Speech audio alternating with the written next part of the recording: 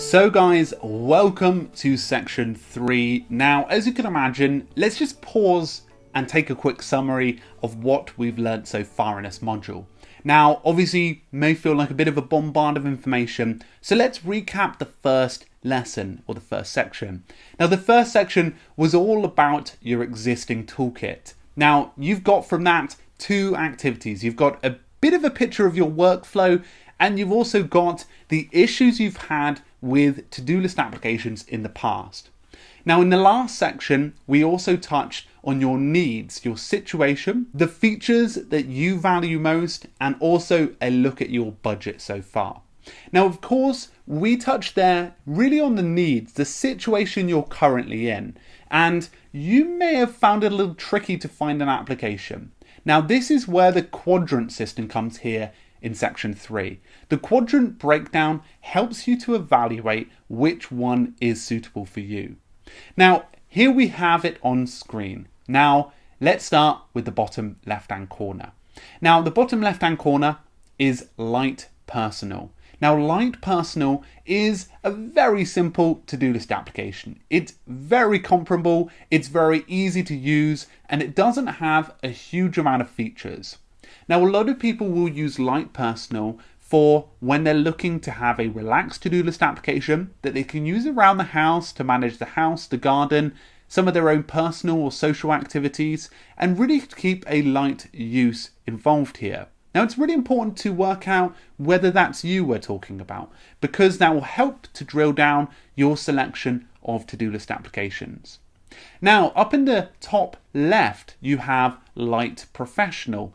Now, light professional is where you may want to use it in a relaxed manner around the house, socially, personally, to be able to organize your life, but you might want to share it with other people. Now, this is important because your application would need to have sharing abilities. It would need to have the ability to collaborate with other people. And there are a range of applications that fall into this section and naturally will help you to determine which application is better.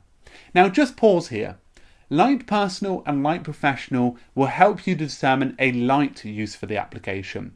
Now, light use, again, really important to know this, is just a very relaxed use. It's not necessarily a very heavy use, which we'll move on to in a moment. So the next quadrant up in the top right hand corner is heavy professional. Now, this is used more for those who are wanting a huge amount of features in their to-do list application, ones that they can use for the workplace, ones that they can use with other people, and that's where the professional comes in. The professional is the collaboration abilities. So you're looking at these applications being pretty robust, have a lot of sharing abilities, and allow you to do a lot more than light professional would. Now, moving down to heavy personal, which I can imagine a lot of people watching this course will be looking at.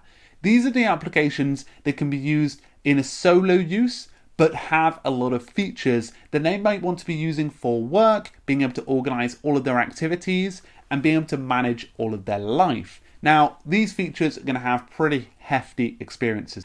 So you're probably looking at this quadrant going, how does this help me? Now, what we've done is we've got a blank quadrant for you. We've also got a blank quadrant with apps already added to it. A few of the major apps on the App Store that will help you to see which ones fall into each section. Now, you can also look there and go, okay, I feel like I could be a heavy personal use because I like to use my to-do list application just for me, and I like to have a ton of features built into it. Then heavy personal might be for you, and you can see which sort of applications fit into that section. Now, really guys, the quadrant breakdown is a rough sketch, and it will help you to determine which application is best for you. So this is actually where one of the activities comes in handy. Now, in the last section, we talked about your needs, your situation, and how it's going to change. So remember, when you're looking at the quadrant breakdown, to choose an application that's going to map to your needs. So for example, let's say you're going to be moving from a light professional use, which you've been using at work because you've needed that, to a brand new career change, which demands more workload and being able to manage a lot of different people. Maybe you'll be moving to heavy professional. And the same there too. You could be moving from, for example, using it at home and social use to actually going, I want to use an application at work. So going from light personal to heavy personal and being able to use it in the workplace too. So it's really important to be able to see how your quadrant breakdown changes as you look at your situation and needs. Now, don't worry if your quadrant breakdown is a little bit askew. Naturally, some of these applications won't necessarily fit hard in a category, but naturally, it's something to definitely look at. So guys, in the next section, we're actually going to be touching on the research side of stuff. We're actually going to start your research. We're going to go and allow you a few best practices to go out there and pick and improve your decision making. This is really important. We're also going to be introducing some habits that we think will help improve the quality of decision making. And then once you've gone through that research, we're going to wrap up with shortlisting, which is quite the exciting part, which moves us into module 2. So guys, join us in the next section and I'll see you in a moment. Cheers everyone.